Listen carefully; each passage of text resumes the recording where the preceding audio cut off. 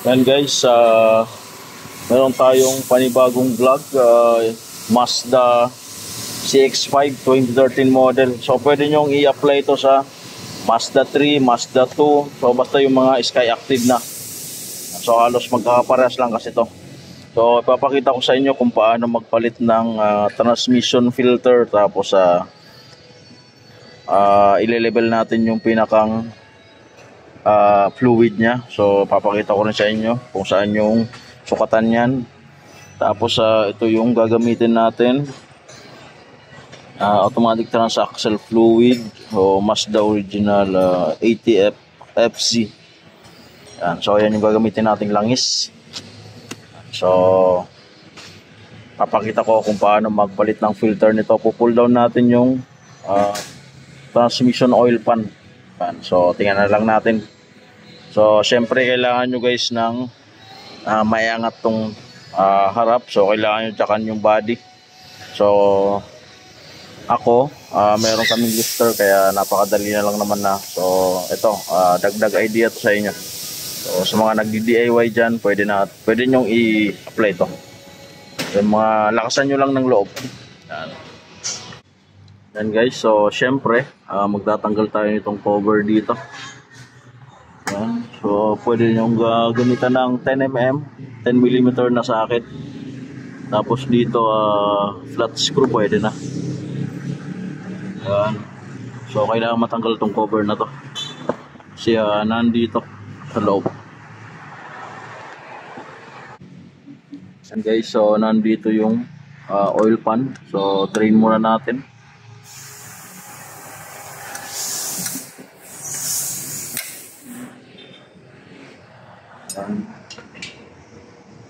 So, anong sukat dyan? 11? No?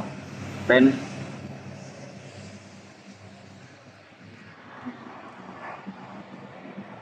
Allen wrench.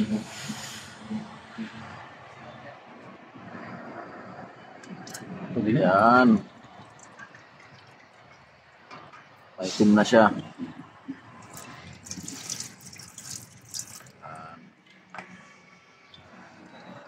Papalit. Oh, masulit yan.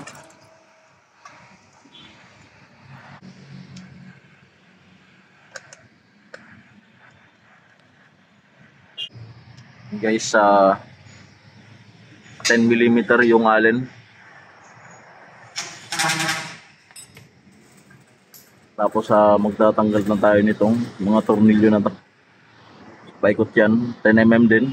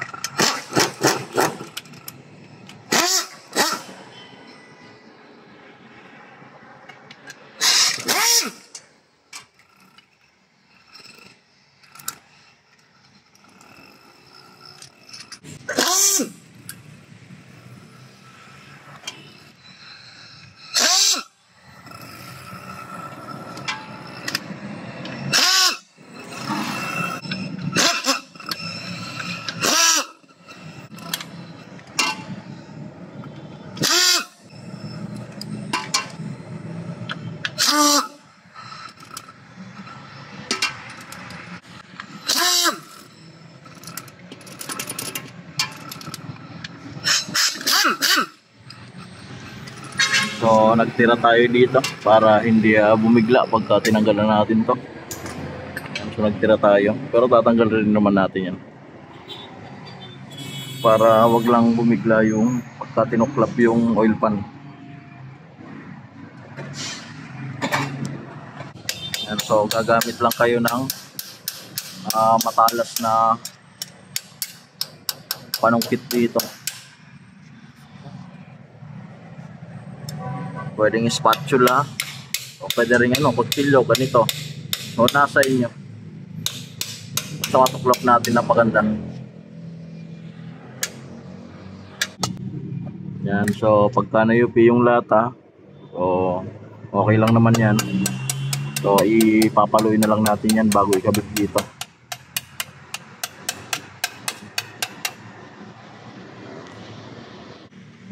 Yan.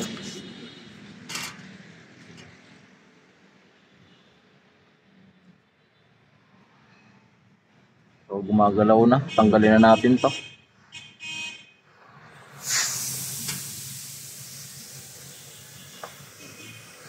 Yan.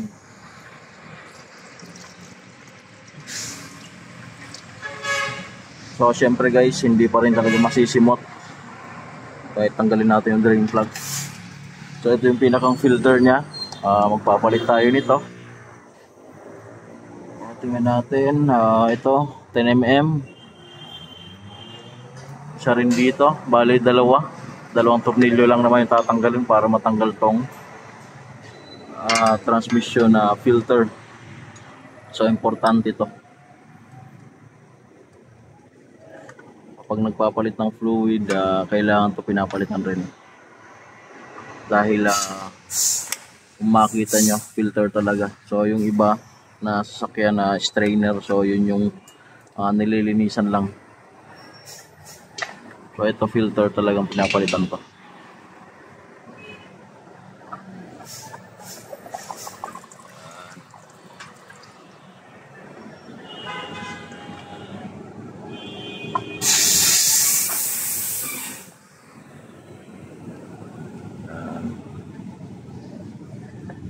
Napakadumi na ng filter nya. Yan guys, so ito yung transmission oil pan. So kung makita nyo to, talagang duming-dumi yan. Yan. So kailangan talaga binababa yung oil pan para natatanggal yung mga ganito. Guys, dito na. So ito na yung transmission filter natin. Yan. So parehas na parehas. So merong o-ring yan dito. Tapos dito lagyan natin ng padulas bago natin ikabit. Yan. So meron ng grass yan guys, yung mga o-ring nya. So sinasalpak lang naman yan.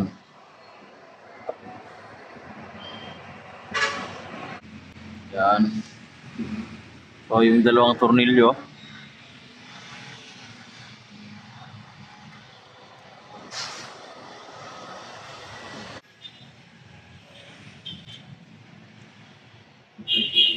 so saktong higpit lang yan. Yan.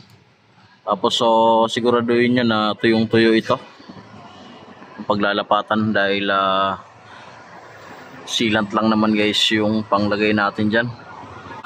So dito yung dipstick nya. Yan. So magtatanggal tayo ng 10mm dyan para mabunot natin to. Yan. So kailangan may sealant. So wala itong gasket, sealant lang talaga yung nilalagay dito.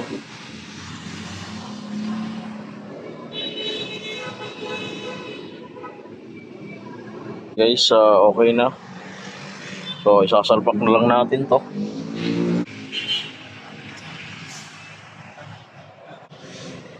Yan.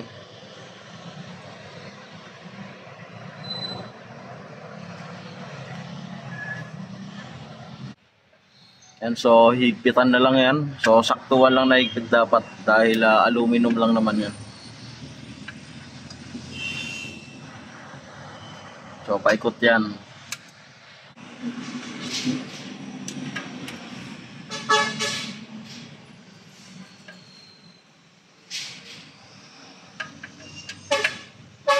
Okay na. So yung allen, so double check na lang natin to.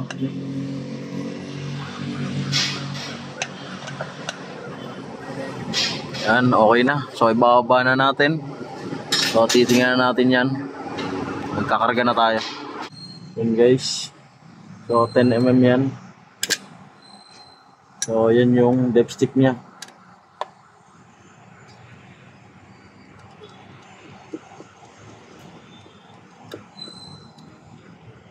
Yan. Kailangan natin tanggalin to. Yan.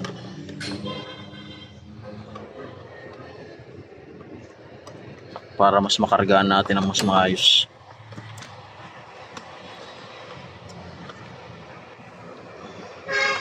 O bago yung filter niya.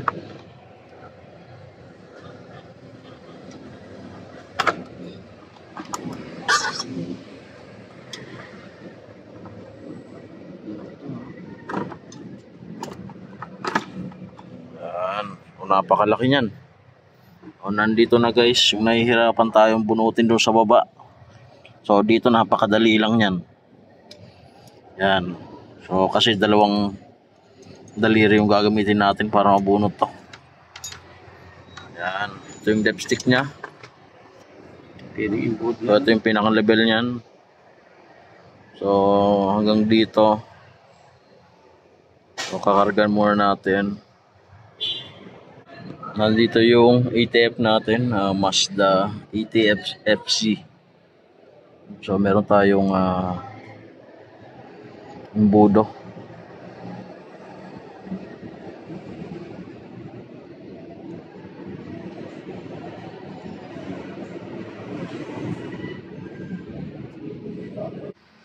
Guys, Kita mo?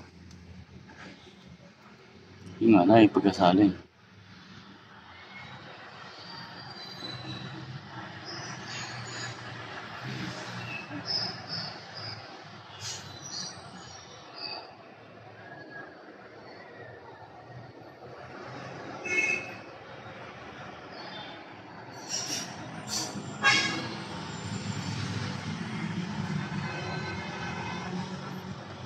Mas mabilis. tinanggalan natin yung hose dito para mas mabilis tayo makasaling.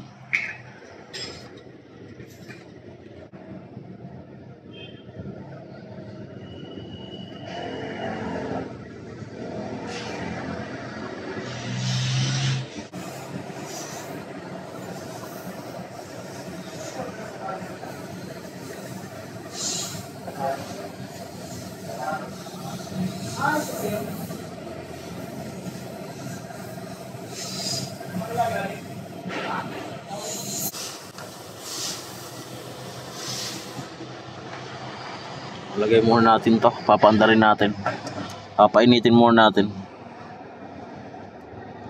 Ayan, so 3 litro muna ng ATF. So lagay muna natin to. So kailangan painitin dahil yung fluid nag-expand yan pagka na reach na yung 45 degrees Celsius. So para makuha natin yung pinakasukat.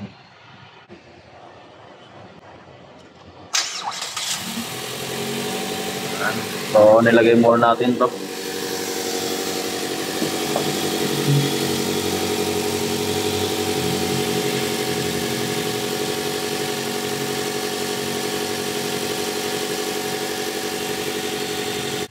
Guys, uminit na. So sukatin na natin.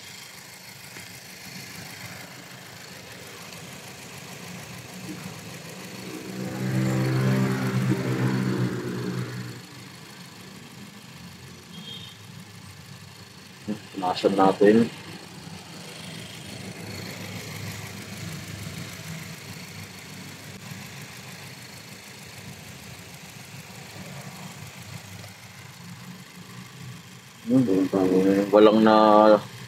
Walang nakita. Kulang. Kaya lang sa lina. So, balik lang natin to. Pwede ilagay yung isang buhok. No.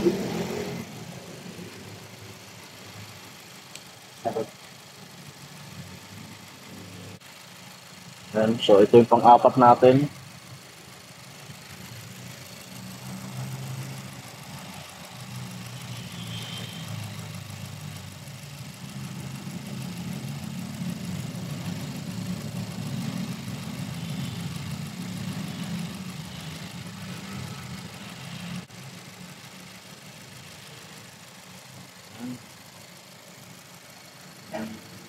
Sukatin natin ulit.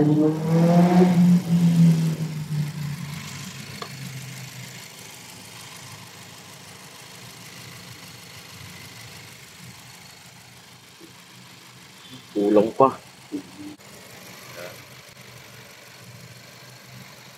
Parang natama ko. Yan guys.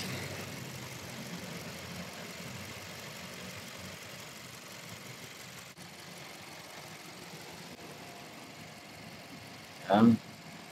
Yan. So sumakto na siya hanggang dito.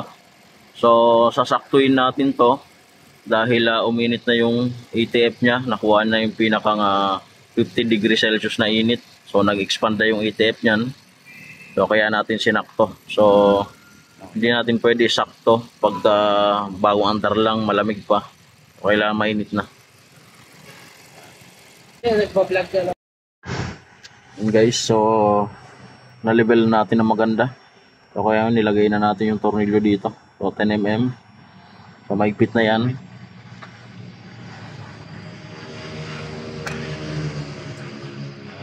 Tapos lagay na natin to.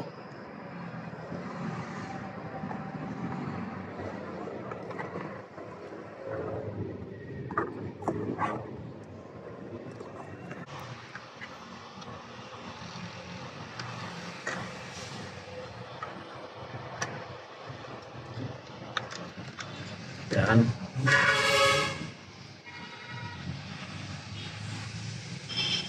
Yan guys, okay na.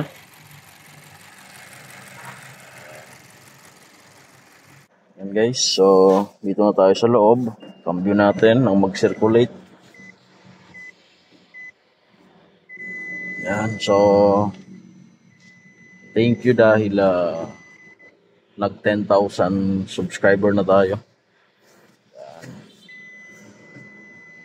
So, salamat sa mga nanonood dyan. Hanggang dito lang itong video ko. Like and subscribe to my channel. Thank you.